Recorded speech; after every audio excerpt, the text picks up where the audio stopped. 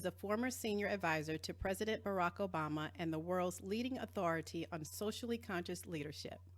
He has a master's degree in social work from USC and was a resident fellow at Harvard. He is the best selling author of The Presidential Principles and has been featured in Time Magazine, The Wall Street Journal, Inc. Magazine, BBC, NPR, and on Good Morning America. As an international speaker and consultant, he has worked with organizations like Microsoft, Sodexo, Verizon Wireless, American College of Surgeons, and the Boeing Company. From playing SEC football and being the first African American in history to be elected to the South Carolina legislature from his district early in his career, to now working as a C-level executive for an academic health system and serving on multiple boards. He has spent his life helping people build diverse, high-performing teams and world-class leading culture. Please welcome my guest, Anton Gunn. How are Hey, you? Tom. I'm doing great. Thank you for the opportunity to be with you. Yes, absolutely. I've been wanting to get you on for a while, and I know you are a very busy man, and so I appreciate your time, and I have so much I want to talk to you about because you got an impressive resume.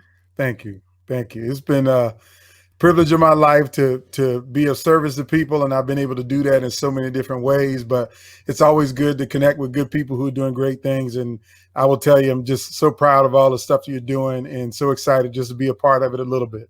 Thank you. I appreciate that. I appreciate that. So tell my listeners and viewers a little bit about yourself.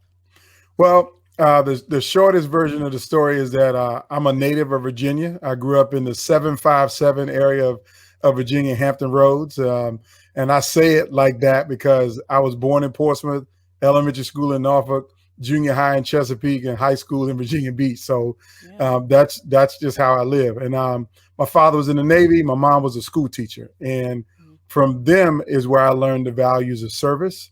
Actually, 4 generations of men in my family served in the military. So that's really where a lot of the service come from. But my mom's side of the family were also military veterans, social workers, school teachers, and nurses. And so what we do in our families, we serve. And that's kind of been a theme throughout my life. It's actually one of my values. And so that's who I am. Yeah, that sounds like an impressive lineage of service. You span, I mean, your whole resume has been from SEC football to working with Barack Obama to, leadership and a hip hop connoisseur. So we're going to talk about all those things in the podcast today. But what I want to start off with first is obviously, what was it like working with Barack Obama? I mean, you were a senior advisor. How did that come about? So before I tell you how I came about, I'll tell you it was probably the most amazing experience in my life to serve the president of the United States. Again, you think about my family that I come from, all the men in my family put on a uniform to serve the country. I didn't put on a military uniform. I went to college and played football. I had on a football uniform. Was there any So to reason why get you didn't want to go to the military? Well, my dad kind of raised us to do your own thing and don't necessarily do what I did or what my dad did or what his dad did, kind of go your own way. And so he was kind of like, do something else other than the military. And, Okay. through the grace of God, I had football abilities. I was tall and fast and that's how I got to college. And so I'm grateful for that. But, how that leads into, my place with Barack Obama is that, where I come from, you don't get these kind of opportunities. So when you get them, you definitely got to take advantage of them. But I will be honest with you, Carmen, I made my opportunity with Barack Obama. And when I Okay. mean made the opportunity, it didn't exist. I didn't know him from a man in the moon. Didn't have any kind of contextual relationship with him. But I read his book, The Audacity of Hope, and I was inspired that these are the kind of leaders that we need all over our communities, not just in the White House, but we need them on the school board. We need them on city council. And after I read that book, I told my friends, I was like, yo, I'm going to get involved in this campaign. And they were literally like, man, you don't know nobody in politics. How you going to get involved in this campaign? I said, well, I'm going to call them on the phone. And they literally thought I was crazy. They said, how you going to call Barack Obama? And this is exactly what I did. I picked up the phone and I called his office in Washington, D.C. And I said, can I speak to Barack Obama? And literally they said, who are you? And I said, I'm Anton Gunn. I want to speak to Barack Obama. And they said, well, what part of Illinois do you live in? I said, I don't live in Illinois. I live in South Carolina. And they said, well, you should call your own U.S. senator. I said, no, I don't want to talk to my U.S. senator. I want to talk to Barack Obama. And they was like, well, we'll just take a message. So I left a message. Nobody called me back. So I called the next day, had the same conversation. Nobody called me back. I called the next day, had the same conversation. Nobody called me back. I called again. Nobody called me back. So then I said, maybe I need to send an email. So I went and found his station email address and form letter online. And I wrote a long email about who I am. I'm committed to justice. I do community organizing work. I want to make a difference like him. And I believe that he needs me connected to him in whatever he does. I sent the email. Nobody responded to my email. So after the sixth call or email, I got a little frustrated. I was like, maybe I'm doing this wrong. So I called his office in Chicago. That's interesting that you thought that you were doing it wrong. Because I know you can get to him. That's a different mindset. Yeah. So I called Chicago and same conversation, took a message, call your own senator, you call in the wrong state. I called like 9 times, maybe 10 times. And then I said, okay, what's the most unconventional way that I could get to this man and get him to call me back? I can't go to DC and just show up on him. They might think I'm a stalker or something. So I said, okay, this is what I'm going to do. I'm going to call the place that I know nobody is really checking for him. So I called his Senate office in Southern Illinois or downstate Illinois. Okay. See, this is the most Republican part of the state. And so they don't call their Democratic senator with nothing but complaints. So they definitely ain't calling with a positive message or calling to try to talk to him. They phone most times don't even ring. So I called that office in downstate Illinois and some woman answered the phone and she said, Senator Barack Obama's office. I said, who is this? And she said, this is Mary. I said, Mary, you don't know me, but you need to know me. My name is Anton Gunn. And I've tried to call Barack Obama 10 times about his attempt to run for president. And I live in South Carolina. And South Carolina is an early primary state. And if he don't return my phone call, I'm going to make sure that he loses. So I want you to write my number down, 803-361-4597. I put my whole cell phone number for everybody to call me if you need to call me. And literally, I hung up the phone. 20 minutes later, I got a return phone call. And it was a voicemail from Barack Obama. And it said, Anton, this is U.S. Senator Barack Obama from Illinois. We got all your messages and your emails. I can't wait to meet you and can't wait to get to know you because I think I want to run for president and I need some good organizers involved and you're in South Carolina. So call me back when you get a shot. 312-282. I can't tell y'all the rest of that Nah. now. You can't do that. No, I can't do that. And he calls me back. Wow. And I called him back and we talked on the phone for 15 minutes. 2 weeks later, I was in DC meeting with him. And then he decided he wanted to run for president. And they called me and says, what's your mailing address? We want to mail you a BlackBerry and a laptop because we want you to join the campaign.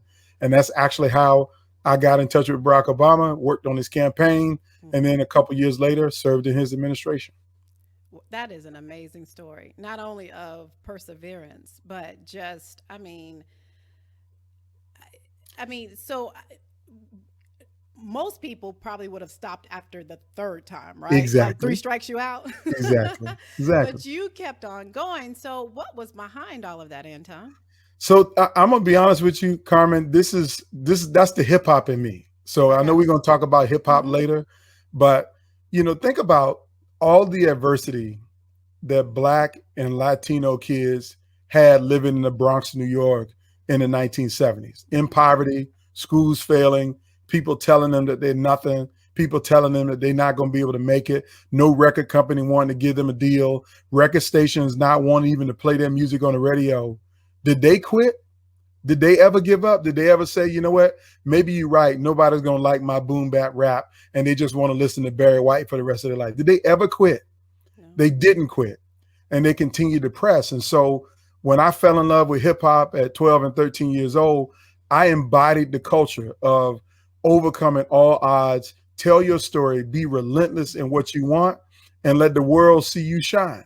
And I was like, I tell people when I tell the story real quick, I said, how I got in front of Barack Obama is the same way Redman got his record deal.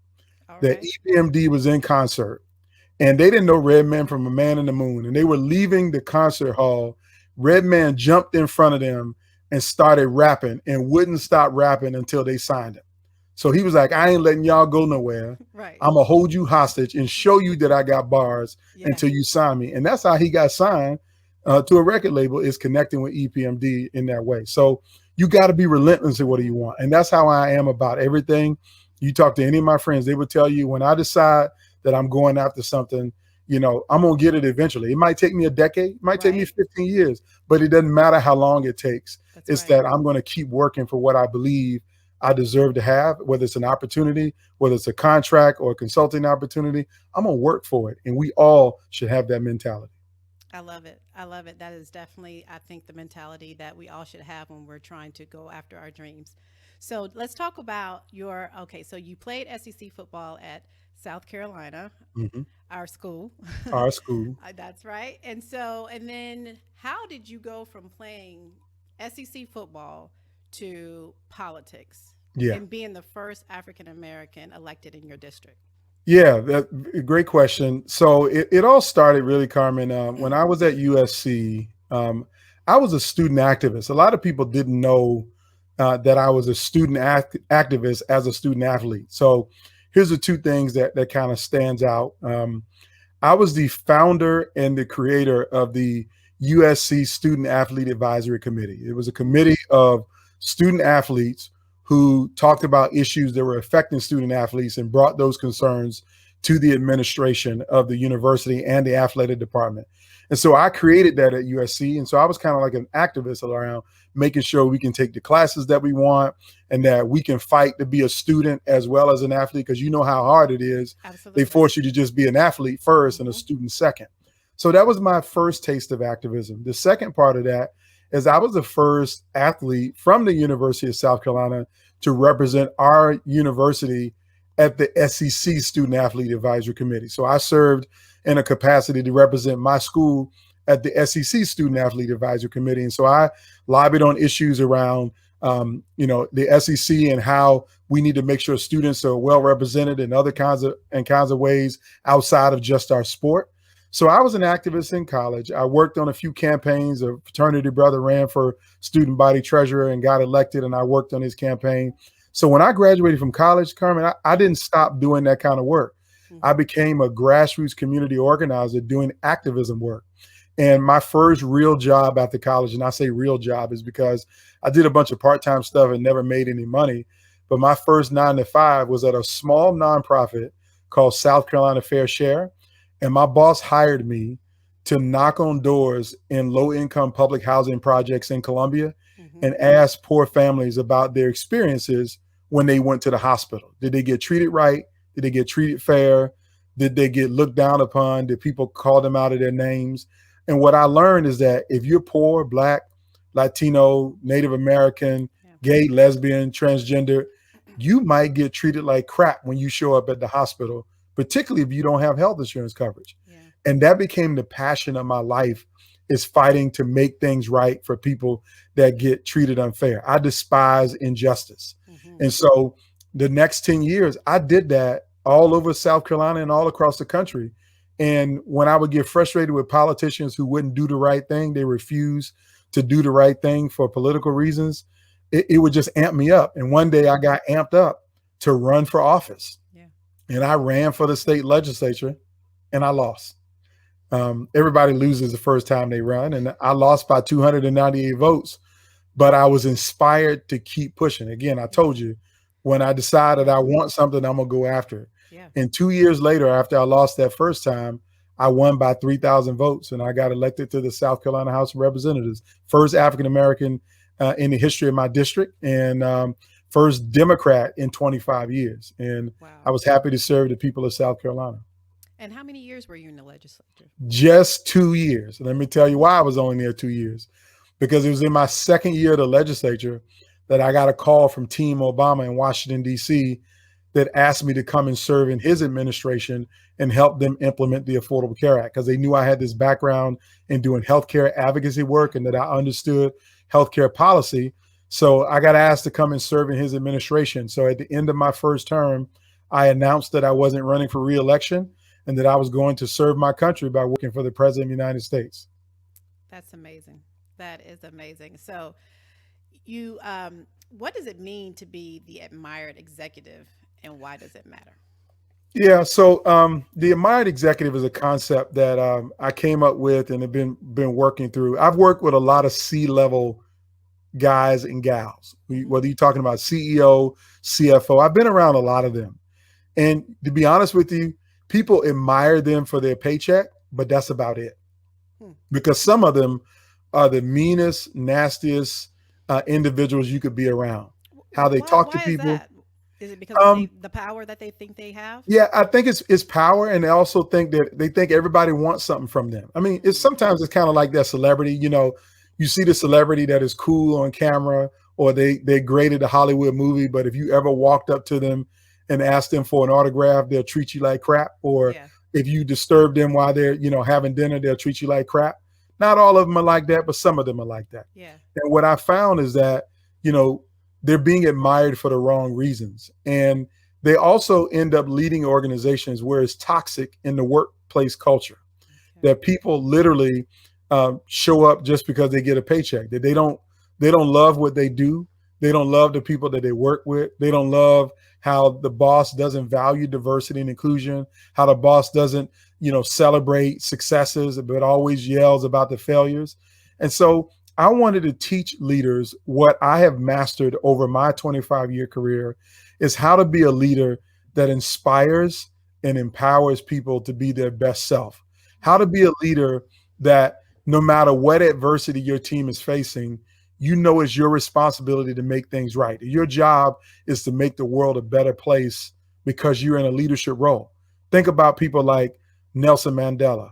Dr. Martin Luther King Jr., Mother Teresa, Gandhi. These are leaders who made a decision to make things right and didn't take the excuse that I don't have the power, I don't have the control, I don't have the money, I don't have the title, the cachet. They just decided that they were going to serve and make a difference. And if we have more leaders who are committed to being executives that serve, executives that empower people, executives that work to make a difference, what will happen is we will have what I call world class workplace cultures where Mm. everybody is excited about where they come to work and they don't ever want to quit. It's like going to Disney World every day. Yeah. Think about having a job where it's like that every day. And I know what it's like to be in a place that's good like that, Hmm. but you also know what it's like to be in a place that ain't like that no more. And Yes. so we all have these experiences. And so my goal is to help every executive to build that kind of culture by teaching them the 7 behaviors that build a world-class culture so you can become the admired executive. I love that. I love that. It's something about being a leader that, for me, you know, it was just always was in me. Yeah. Even sometimes when I didn't want to lead, Yeah. it was like God saying, no, this is what you got. This is your Yep. assignment. You've been equipped. Yep. So do you think that leadership is something that is innate? Can you learn leadership qualities, or, what are your thoughts on that? So the bottom line is yes. People are not born leaders. You might be born with some natural skills that will help you along your leadership journey, but everything that I teach, everything that I share can be taught. I mean, you can learn the skills to be effective as a leader. And it's not management. So let me be clear when I That's explain it good. in Yeah. this way. A lot of people Yeah. think because I'm a manager or a supervisor, I'm now a leader. No, that means you got a title. Hmm. And a title means you get that leadership role for one day. But every day after that, you have to earn your leadership. And so the question is, do you know what it takes to be a leader? And it boils down to 3 things, Carmen. I'll just tell you like this. If you want to see an effective leader, no matter what level, whether it's at church or in school, the Girl Scouts, the nonprofit, or in corporate America, a leader is a person who knows how to answer yes to 3 fundamental questions with their actions. Okay. Now, when I say answer yes, it's not answering with your words, but it's answering how you treat people. So here are the three questions. Question number one is, do you care about me? Question number two is, will you help me? And question number three is, can I trust you? Mm. So if you show up and you're given a title of a leader, every person that reports to you, every person that you have any a modicum of influence over, they have these three questions tattooed on their forehead every day. They're never going to say, do you care about me? Right. Will you help me? Or can I trust you? But they're watching to see your behaviors. Do they show that you care about me? That you're willing to help me to be successful at my job? That's right. And can I trust that you're not going to throw me under the bus, hang me out to dry, or do something unethical or underhanded to me? Yeah. Do you care? Do you know enough about me to care about me? I mean, really, do you know my birthday? Do you know if I got kids? Do you know how my mom is doing? Have you ever asked me about my family? Do you know anything about me? Like your first question, tell us a little bit about yourself. You gave me a chance to say what was important to me. Now, a great leader would say, okay, let me put that in my back pocket. I know that military service is important to him. So on Veterans Day, I'm going to call him and say, tell your men and your family, thank you for their service to the country. Yeah. You've shown me an amazing amount of caring if you just remember to do that. But it don't even have to be that deep. If I tell you what my favorite candy bar is and my birthday comes around, you stop by and drop a Snickers bar on my desk. Yeah. You're going to remember. I'm going to think, wow, she remembered what my favorite candy bar was. So that's the basics of a leader, is that these are things that you can learn how to do. Yeah. I teach them every week, and it's not even complex. It's really basic skill sets of showing people that you care about them, that you're willing to help them, and that you are a trusted person that they want to be around. What I'm hearing you say is that it's part of relationship building. 100%. Yeah. So I call it interpersonal culture. Yeah, Like, what's your interpersonal culture with another person? I mean, like, do you really just do basic stuff to build relationships? Are you really intentional about who you connect with, or are you transactional? Yeah. See, the problem is in most places, the work is transactional. Leadership is transactional. I'm only going to be nice to you, Carmen, if you can help me to get this promotion. I'm only going to care about you, Carmen, if you're going to make me look good in front of the boss. Right. Yeah. I'm only going to care about you, Carmen, if you get this job done the way that I needed to get done. I don't really care about you. So that's transactional. I care about what you can do for me. I care about what you can do for me. That's transactional. And it's a failure of leadership when we see organizations that are full of that kind of transactional environment. Yeah, absolutely. I think about my experiences, and even when I used to interview people, like, I would always do a team, like, forum, especially when it got down towards the end. I would go ahead and pick my final candidates, but then at the end I would bring a couple of team members in. Yes. But they would always say, you're not looking at their resume, and I'm like, they've been vetted by HR or whatever. Yes. Like they're already qualified from a resume standpoint. Yes. I want to know if this person is someone I can work with every day. So I'm going to have a conversation with them. So Yes. you guys can look at the resume and ask them questions from the resume, but I'm going to see if this is someone who every single day I can come in, know that I can count on them, know that I can just talk to them about silly stuff. I mean, even now I go in with my team every morning, we have a roundup. I'm asking them, okay, what'd you do this weekend? But I'm genuinely interested. Yes. I'm genuinely interested because that is part of building a team. Yes. And it's going to take a team to be excellent in doing the things that we need to do as leaders, or just even within our jobs. So I'm very intentional about that and the things that I do. And so, and I've seen how it does make, your team members feel like they feel like, okay, this is more than a job. Yeah. You build a family. Like, think about it. People will quit on a job. They'll quit on a project. They'll quit on anything, but it's hard to quit on people that you're in a relationship with. Right. It's hard to quit on people who you're on a team with or you're in a family with. I mean, like, I don't like my brother sometimes because he says stupid stuff, but he know that if push come to shove, I got his back That's right. 100% because he's my brother. We're a family. Mm-hmm. And so you can build that kind of environment at work. I'll give you this one statistic. Gallup, which is a famous company that does surveys and polling all across the world, they do a lot about employee engagement. And they have this metric that shows you how productive your company will be by how people answer this question on this survey. It's called the Q12 survey. And the question is, do you have a best friend at work? I want you to think about that. Do you have a best friend at work? The people who say, yes, I have a best friend at work are more engaged, more productive, and help their companies to be more successful than people who say, you know what, I don't have a best friend at work. Because if you say you don't have a best friend at work or a good friend at work or somebody that you care about, Yeah. then you're basically saying, nobody here cares enough about me. Right. Nobody's here willing to help me. And I don't trust a soul that I work with. Mm. And Wow.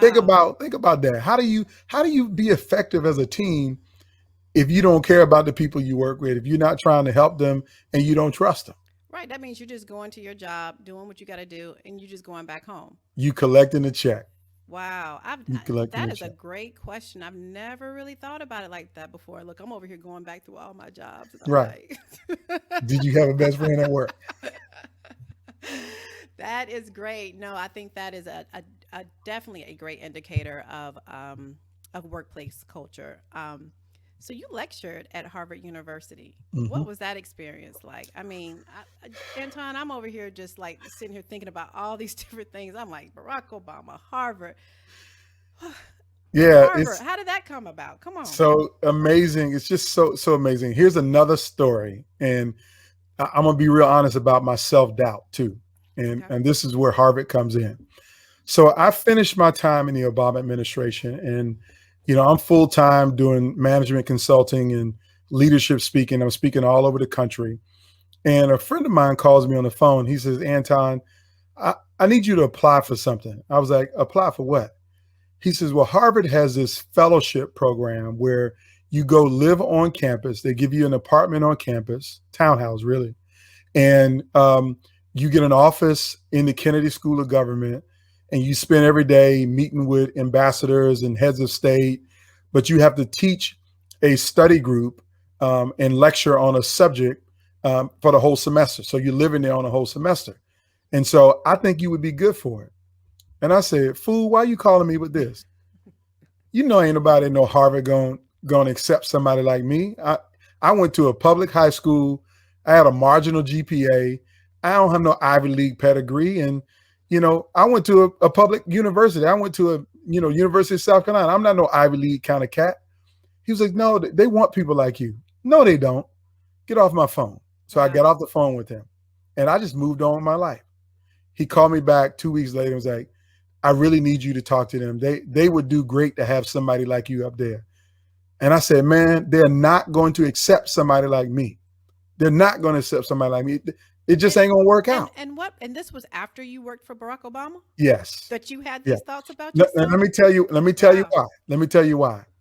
I looked at the list of previous people who they had in these kind of roles. I see. And I saw US senators, ambassadors, governors, mayors, members of Congress, like people who I won a little election in the state legislature, and yeah, I worked for Barack Obama, but Barack Obama had hundreds of advisors. So I wasn't like the only advisor that he had. Okay. So there was nothing more special about me than I saw myself being higher rated than a governor or a US senator or an ambassador to South Africa of some sort. So I had this doubt because it was like, yeah, I've done some stuff, but I ain't done what they've done. Yeah. It's kind of like the person who might get a D1 scholarship, but you ain't a 3-time All-American, all SEC.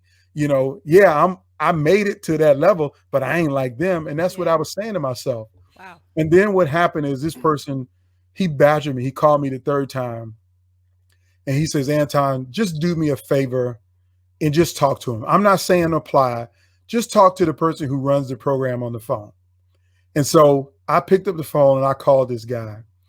And after a 30-minute conversation, he said, Anton, we definitely want you to apply, and we need people like you in this program. You're the example of what the students need to see of why you should get involved in public service. And the lesson is, Carmen, don't tell yourself no before you let other people tell you to no. Right. And I was telling myself no multiple times because I thought I wasn't good enough or that I didn't have the pedigree to be in that role, and it was just, self-doubt creeps in at every level. Don't matter what level of success you get. We all run into this imposter syndrome sometimes. Imposter That syndrome, maybe that's I right. ain't as good as I think I am. Mhm. And literally I told myself no before they told me no. And lo and behold, I beat out 2 US senators and an ambassador to get appointed to this elite fellowship at Harvard University. And so in 2014, I moved to Massachusetts, had a house on campus in Cambridge. I walked to my office, had an office in the Kennedy School. I met with doctors, I met with PhDs, 3 heads of state. I met with people from all over the world. Henry Louis Gates. I met Oprah there. I met Shonda Rhimes there. I mean, like, it just went on and on and on. Wow. Because I got the opportunity to go there. And the most powerful thing about it is that I got to lecture at the Harvard Business School. I got to lecture at Harvard Law School. I lectured at Harvard Medical School. I mean, it's like, the School of Public Health, I got a chance to lecture there as well. I mean, like, who does that? And then to top it all off, ESPN brings game day to Harvard's campus at the end of the semester to do game day from Harvard Square. Wow. And I got to sit on the set with Coach Chris and Desmond at Harvard University. How do you Exactly. how do you put that together? And you wouldn't have done that if No. if you would have believed the lies If that you I'd were have telling believed yourself. my That own voice lie, in your the head. lie that I tell about myself. Right. Yeah. And that's the thing, right? Because a lot of times it's not what other people are saying about us. No. It's not what it's what we think about ourselves. Like, it Yeah. starts right there, because it starts and it can end right there. Yes. Because you can tell yourself anything you want, and I mean, you're gonna believe it. And so here you are telling yourself all these things, and you could have missed out on all those experiences. So I think it's very key to remind people that the person that matters the most, as far as the belief in you as a person, is yourself. Mhm. It starts You with know, yourself. You're right. One of the things that I say, I keynote a lot of conferences and I teach a lot of people about leadership. And I tell people leadership is a mindset. And Yes, it to is. be honest with you, your mindset is more important than your skill set. Yes, it is. You might have the That's it. great skills, but if you ain't got the right mindset, it ain't gonna matter. Say it again. Say it for the people in the back. I mean, I talk about mindset all the time. It is key. It starts there. Absolutely. Yes. Absolutely. Because all those other things, if you want to put in the time, you can learn. Yes, can learn without a those doubt. You skills. can learn anything if you apply yourself. I mean, just think about, we both did sports in college. I think we all have seen an athlete that physically was more talented than anybody else out there. They had the talent, but because they had the wrong mindset, they underperformed and they did not achieve success that their body was building them up to achieve. That's right. But then we've also been around athletes who barely had marginal talent, that they weren't as good as everybody else.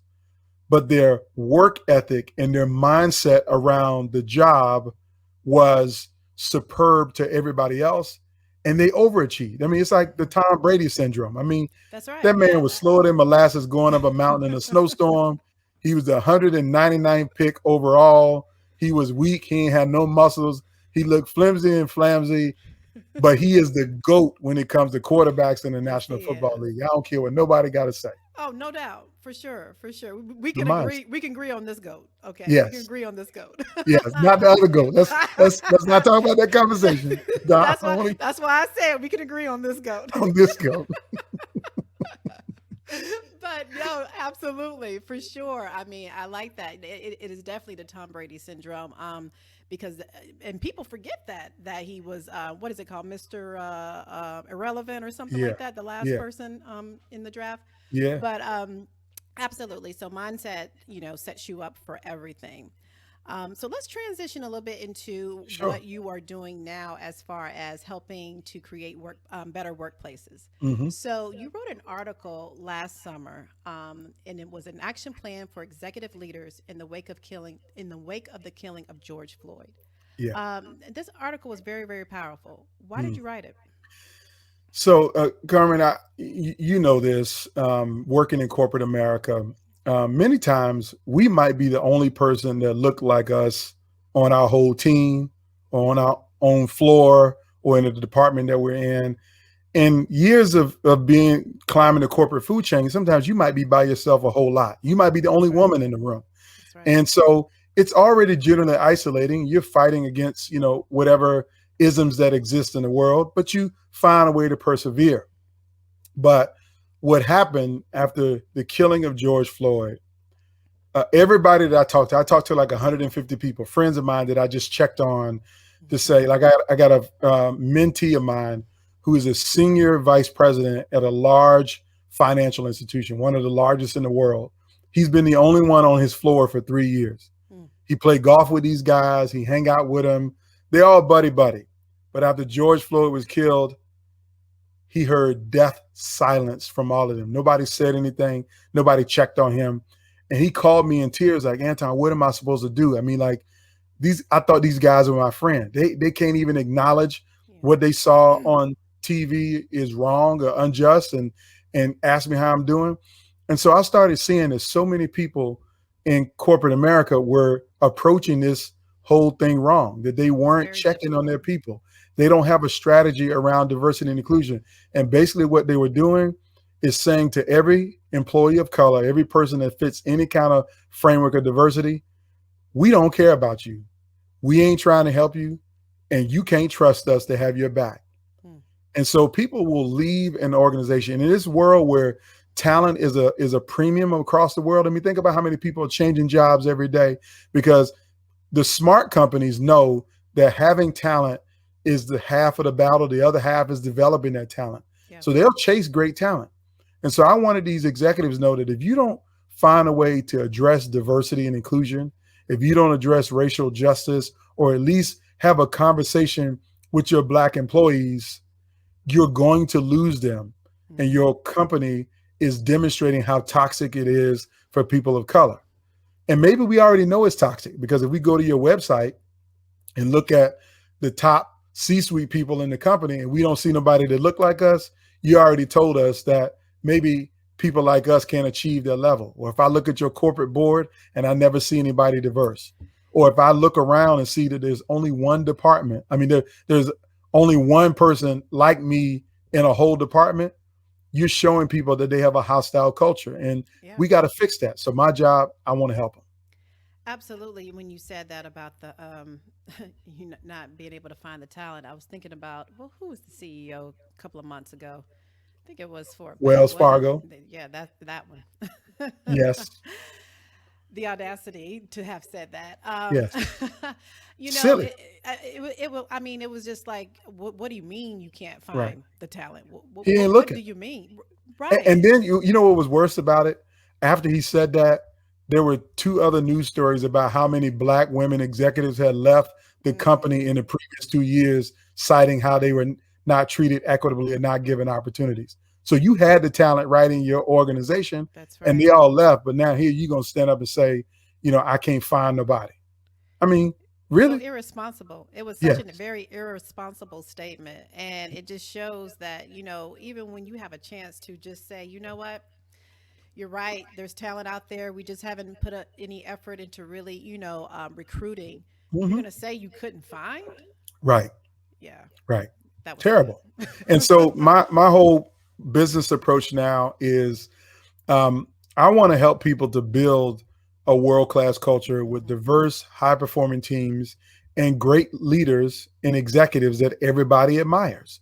And so you just got to learn how to do that. And You got to be inclusive with diversity. Mhm. You got to understand equity. You got to understand the different cultures in the workplace. There are 5 generations in the workplace right now. You got to understand what motivates people, what inspires people, what pisses them off. And when you understand that, you can find ways to tap into the greatest skill sets and the talents and the motivations that they have, and also know how to work through conflict when it arises in the workplace. Because that's the other thing that I'm finding is that there are a lot of leaders who want to talk about the issues around race and diversity, Mhm. but they don't know how. Yeah. They don't know the words that work, Yeah. and they don't have the skill set. So, I coach a few executives. Like I got a client that's in the northeast region of the country and grew up in a all white town. Really didn't see any people of color in real life till he finished college, Hmm. and is a leader because he went to a school that didn't have a lot of diversity, and Yeah. he's like, you know what, Anton, I just don't know how to have the conversation. I want to, but I don't want to make a mistake. I don't want to say the wrong thing. Yeah, I'm definitely seeing that. I think that there are people out there who want to, they just don't know how. And Yeah. we got this cancel culture out here, Yeah, right? You, quick. And that's so bad. Like I'm not with the cancel culture at all because we all make mistakes. I mean, I make right. mistakes every day. You can ask my Hmm. wife. I make a mistake every day. 4, 5, 6, 7 times a day. So we're not perfect. Yeah, If I make a mistake and you cancel me, then there's no redemption there. that's And right. my faith gives me a framework that says that we all should be focused on redemption. That ignorance is curable, and Hmm. people are ignorant every day, and they That's will right. say and do ignorant things. It's curable. You just got to first educate them. Now, if I educate you and you continue to do the bad thing, Then that's then you're different. showing me the intentionality that you ain't trying to be about the right thing, and maybe you should be canceled. That's right. Yeah, absolutely. So let's move into some hip hop stuff. Yes, ma'am. All right. So you are a leadership speaker and consultant. How does hip hop enter into all of that? How do you use hip hop in what you do? So, number one, um, the greatest example of leadership in my mind are everybody who built a $3 trillion a year industry from nothing, known as hip hop music and culture. Okay. I mean, like, when you can marshal the whole world to see a vision that nobody wanted to see, then you're doing something right. And so for me, hip hop is like a way of life. It's an edict that, you know, I got to be about my business. I got to be authentic to myself, and every leader should be about their business. Every leader should be authentic. Hip hop is about transparency. Leaders should be transparent. I mean, artists, they pour their lives into their music. Okay. Another context of this for me is that hip hop is just is it's the world. It's so diverse. Like it's probably the most diverse art form there is in music, and how it even came to be.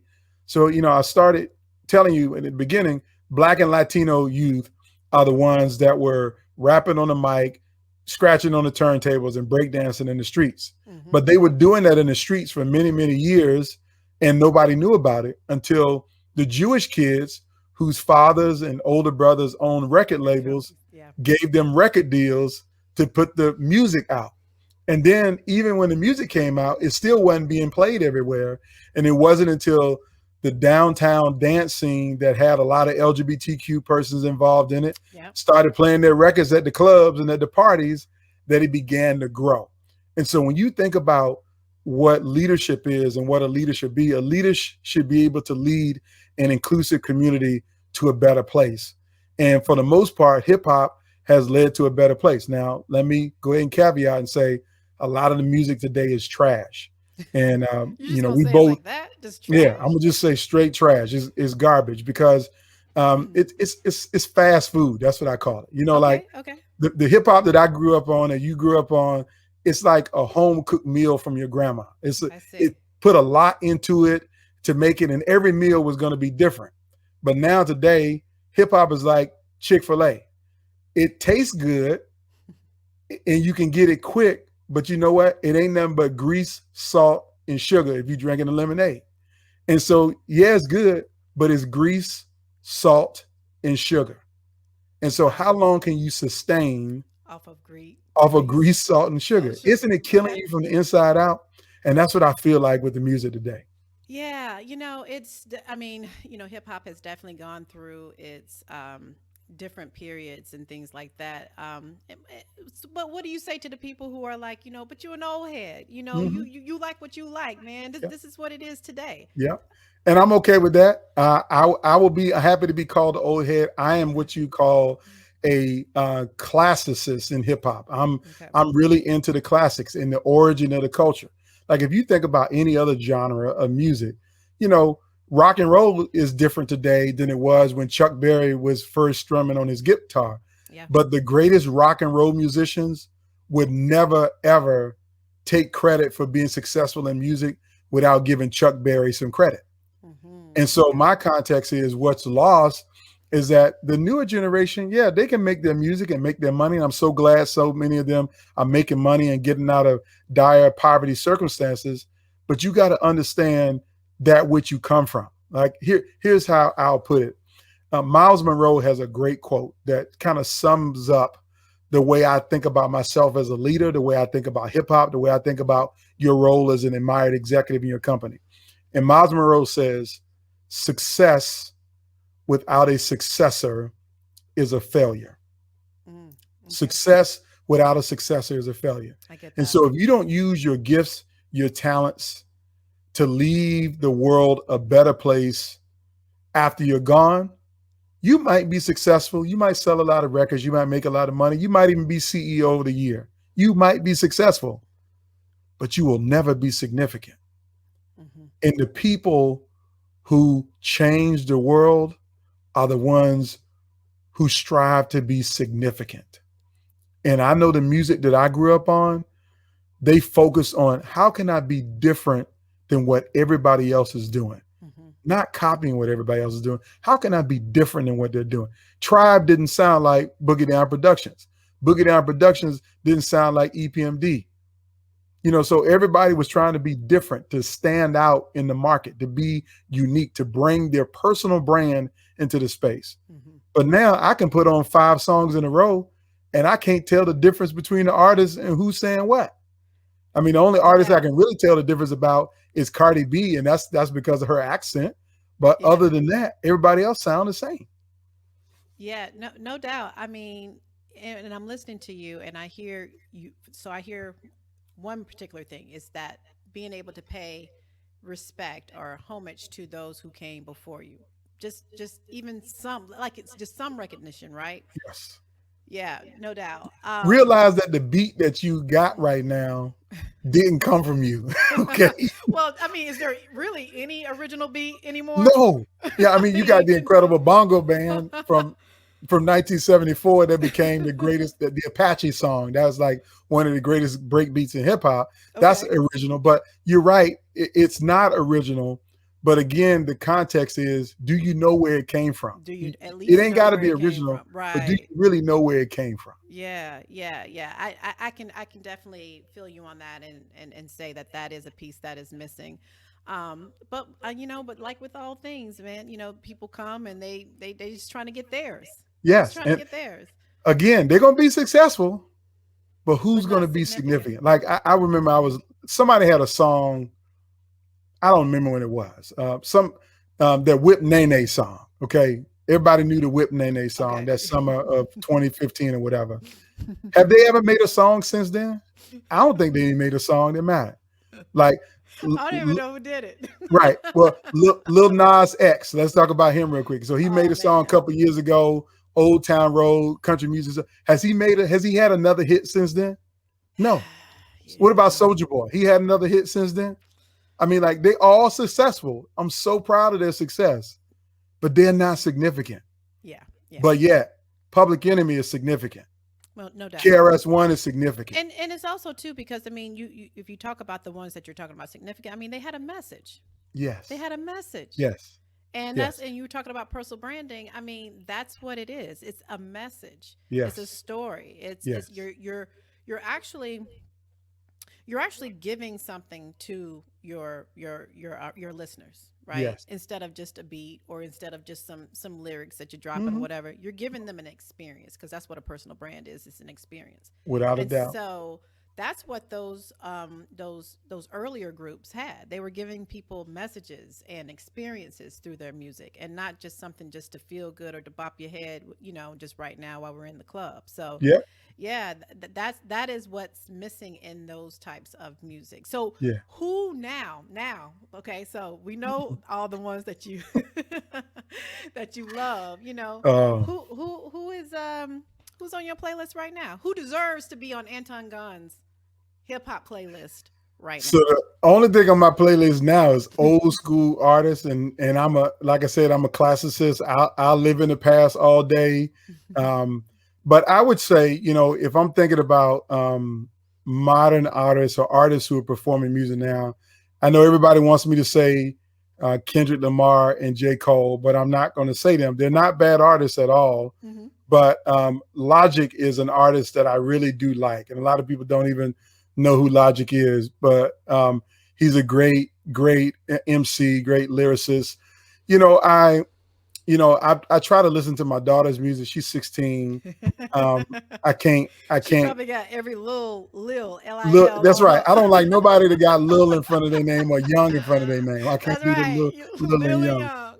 But I would say Logic, and then I really just gravitate to old school artists. Or now I'm listening to a lot more instrumentals. Like one of the things I find that is the greatest thing for me to do is that I follow Jazzy Jeff on YouTube. I subscribe to Jazzy Jeff's YouTube channel. Okay. Okay. When I say it's amazing, because he is a DJ and he plays some instrumental, he mixes in some old school hip hop, but he puts new beats and new things on it. So I'll give that a run. I'll give some Jay-Z, newer Jay-Z stuff a run every now and then. But I'm like I said, I'm really, a 90s, Okay. 80s and 90s B-boy. That's just Wow. who Yeah, I am. you I'm are. an Asian B-boy. That's it. That's it. So who are your top five? So I was on another podcast, and I got beat up about my top 10 MCs, but I'm going to give them to you, and I'm going to just let it stand because that's where they are. So number one on my Oh, list you of the starting from greatest number MCs of one. all time is Rakim. That's period. Number one. Number two on my list, the greatest MCs of all time, is Nas. He's number two on my list. Number three is KRS-One. Number four is Big Daddy Kane. Whoa. And number five is Eminem. That's my top five. Now, everybody got an issue with me putting Eminem on a list. No, I actually, So, I mean, I feel that well, one. I know a lot of people have issues about it, but let me tell you why, and I'll summarize it like this. Absolutely. I grew up in the era of battle rapping, like Mm-hmm. of the artists who Mm-hmm. can you go bar from bar and battle somebody and put them under the floor. Okay. And so if you look at my whole list, 4 of the 5 of my top 5 are some of the greatest MCs there are because they're lyrical and they don't mind going there with you. Kane being the one that's most prolific, but KRS one that embattled everybody from Nelly to MC Shan. And so Eminem is a battle rapper. Yeah. And his skill level, his lyricism is unmatched on record. And so his last album that he came out with this year, I mean, a lot of people want to complain that he doesn't make music for Black audiences. Mm-hmm. Okay, yeah, you might be right. But lyrically, nobody can do with bars what Eminem can do with bars other than Rakim. Maybe Coogee Rap. But he's just so good with it. And for me, I gotta respect his craft. And I just Absolutely. think he's better than Biggie. He's better than Tupac and anybody else people want to name just because of his lyrical dexterity. Yeah, I mean, yeah, I definitely feel you on the Eminem. Big Daddy Kane, that one kind of made me like, hmm. But What? but no, I'm just saying. First of all, full disclosure here, okay? Yeah. I am very green when it comes to hip hop. Okay, I'm very Okay. commercial when it comes to hip hop. Okay. Okay, I'm So gonna if it let you ain't know on the already. radio, you don't know it. look. I think it was when did the movie gosh come out with oh my goodness the LA movie with the group. I Straight can't out of think of it Compton. right now. Thank you. I'm like literally like yeah. So when Straight Outta Compton came out and I went and watched that, I was like, oh my god. I did not know that they had this. Look, I'm trying to tell you. Might I know my card might be taken from me You right now. shame. I know. You need to be Look, shamed. I ain't got no shame. I'm from Yeah. Bowling Springs, South Carolina. Oh, that's right. That's right. It's Spartanburg County. That's what's coming out. That's Spartanburg County coming out. It's okay. We forgive you for that. Sparkle City, All right, Sparkle City, and within Sparkle City, Bowling Springs. Okay. Boiling Springs, the rolling, sprawling metropolis and suburbs of Boiling Springs, That's the right. cow The pastures. mighty bulldog. Okay. Don't mess with it. No But no, disrespect. I mean, I grew up. I didn't grow up listening to a lot of hip hop. I mean, Yeah. I listened to a Yeah. lot of pop stuff. You know, R Yeah. and B for sure, for Yeah. sure. You Yeah. know, so I didn't even know the impact Yeah. that and even the group. I'm like literally blanking on the group right now. That NWA. thank you. Yeah. I literally didn't even know the impact that NWA had Yeah. in America and just, you know, what they went through. So when I saw that, I was like, man, I got to go back. I got to start like, you know, Yeah. researching and understanding and all of this stuff. And so, yeah, so I'm very, very green when it comes to hip hop. That's I'm okay. very commercial. Thank you. Thank you. It's okay. Because I mean, I would tell you, my wife is probably more green than you because the only person she knows is Dougie Fresh, and that's because she was in the Dougie Fresh fan club and swoon every time Dougie Fresh say anything. Dougie Fresh sent me a video message last year when I launched my business, Yeah. and I showed it to my wife. She got mad at me. She was like, "How Dougie Fresh sending you a video telling you Right. congratulations on starting your business, and he ain't doing nothing for me?" You know, I was like, "Look, you gotta listen. Let's tone it down now. Let's tone it down now." Dougie Fresh Right. is not that. So she doesn't know hip hop like that either. Sure. Yeah. So you know, so I'm learning through people like you and through other people who are really, really ingrained in it. And you know, I'm learning like, wow, this is so much more in depth. It has so much more substance. You Yeah. know, it's not just what people, you know, who want to make it out to be, which is Hmm. just, you know, a bunch of Negative. people just negative, right? Just Hmm. a bunch of people on the mic, you know, saying all of this, saying all of that. So I went back and just wanted to understand a little bit more because I mean, when you're talking about a group that, and especially like I remember even watching a documentary on Two Live Crew Hmm. and just even seeing how much of an impact they Yes. had. I mean, Yes. when you start impacting like laws about Yeah. copywriting and Yes. you know all of Yes. that, that's impactful. So, So so not only is it impactful, like one of the things I did while I was up at Harvard. So we didn't talk a whole lot about it, but I actually lectured up there about the impact of hip hop music and culture on American politics and public policy. yeah, Because I actually want to write a book about that. I really want to document how, um, bad public censorship and policy. all of that, Yeah, censorship, yeah, yeah, censorship, but really bad public policy is what created hip hop in the first place in terms of how they built communities, land right, policy, urban use policy. But then sure, later on, when the music started to grow, the censorship, the drug laws. I mean, hmm think about the whole New York Police Department created a whole unit to do nothing but follow around hip hop artists and try to right, catch them, doing crime or doing drugs. I mean, like it's all kinds of stuff that's connected to that's right, this culture and this music. And I want people to be able to see that it's so much more than just bragging about yourself on wax or no doubt. spitting vulgarities. There's a whole lot of stuff that has made America great. And a lot of people don't even know that when George Bush was president, he created an office in the State Department that was a whole division of hip hop artists and DJs that they would send around the world to hold ciphers and do events to try to promote democracy. Yes, the Bush Wow. administration used hip hop to promote democracy Okay, all around the who world. did they have in their office that told them that they should do that? Because I Yeah, mean, I want to know who came up with it, but I know the woman. Her name was Tony Blackman. She was the first ambassador, hip hop awesome. ambassador for the nation.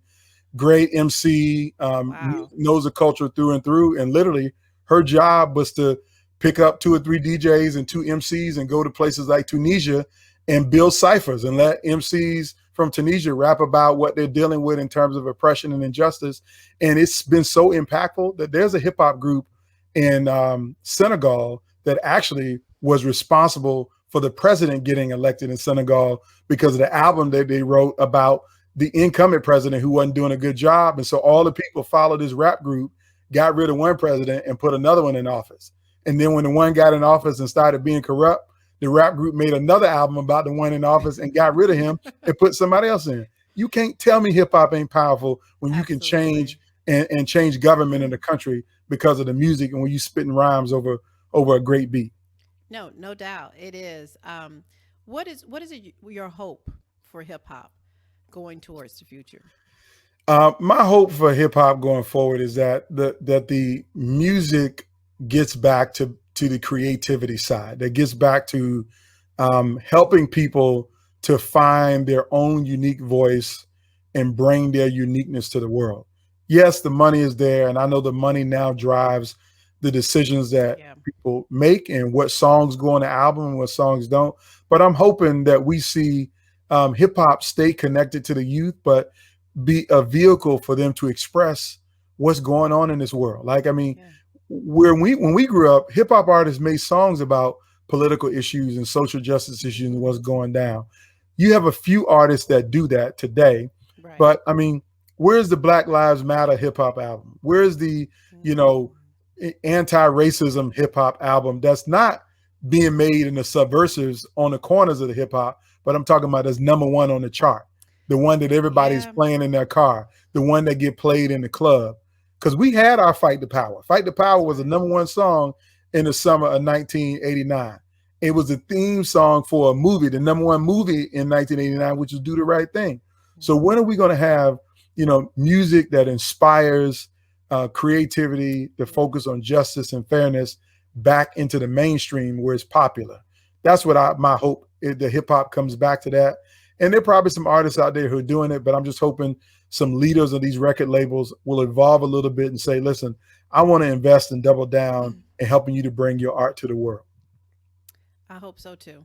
I hope so too, because it is definitely a powerful art form and has already shown us so much how it can move, politics and how it can move, people and for us to try to get back there. I hope so. I hope so. I mean, we already see where it's going in like sports, right? We see like, in basketball or just, more than an athlete. We see, I mean, that's definitely born of hip hop, Yes. So, grown up hip hop for sure. Yeah. So we're definitely seeing it. And I hope that we can get it back in our music too. And this time, I will be aware and I will be a part of it. And You be a little woke on your hip hop culture.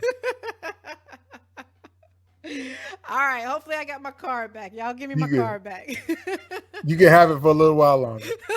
Well, thank you. I appreciate that.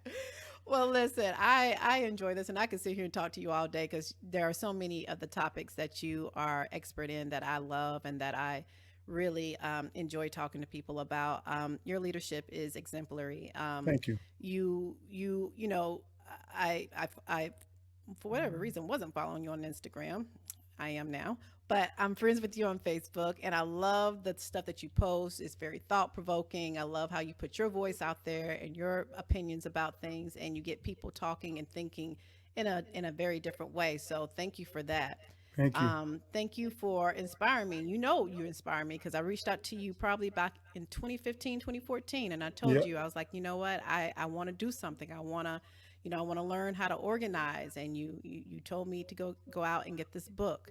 And I started reading the book and then, life happens after that. So nevertheless, but you've always been a person that if I needed something and could reach out to, you responded and tried to help me in all the different endeavors that I was going after. So I just want to say thank you on this platform. I want to say thank you. I really have appreciated it. And I'm just excited for you. So what's next for you? What next for me right now is I'm working on a new book. It won't be out till probably 2023, but I'm working on another book really around world-class workplace culture. Really want to give people a sense of how they can operationalize that. I'm also, continuing to work with lots of organizations, helping them with their diversity strategy and their leadership development. And who knows what's next? Right now, I got to focus on getting this 16-year-old through the SAT process, ACT process, and then hopefully on to college. And then we'll see. At that point in time, I'll be an empty nester, and my wife and I, we both work out of our house, so we can live anywhere. So who knows where it might take us? And we're happy to just be able to live like this. And right now, it's just about making the most of every day. I love it. I love it. So tell my listeners and viewers where they can find you if they want to know more information. Yes, you can definitely go to antongunn.com. That's the home of everything Anton Gunn. You can definitely follow me on LinkedIn, on Twitter, on Facebook, and Instagram, and that is at Anton J Gunn, AntonJGunn. And love to connect with you on LinkedIn, particularly that professional platform. I want to connect with people there more than anywhere else, but I'm everywhere. So that's where you can find me. And you won't find me on TikTok, though, because that's where my child is. And I'm not going to be on any platform that my child is on. So don't look for me on TikTok. Oh, come on now. You gotta get on TikTok. Can't do it. You can do some of your old school. No? I'm going to get on her channel. I'm going to get on her TikTok channel, and I'm going to do some old school. How about that? Oh man, nah, she gonna be mad at you tonight. She gonna be like, Dad. Awesome. Well, thank you so much. I appreciate the time. And Yes. yeah, man, just keep on doing what you're doing. Keep on teaching our leaders and being an example. And um, appreciate it. Thank you. Thank you. I appreciate you and keep doing great. So glad to be with you.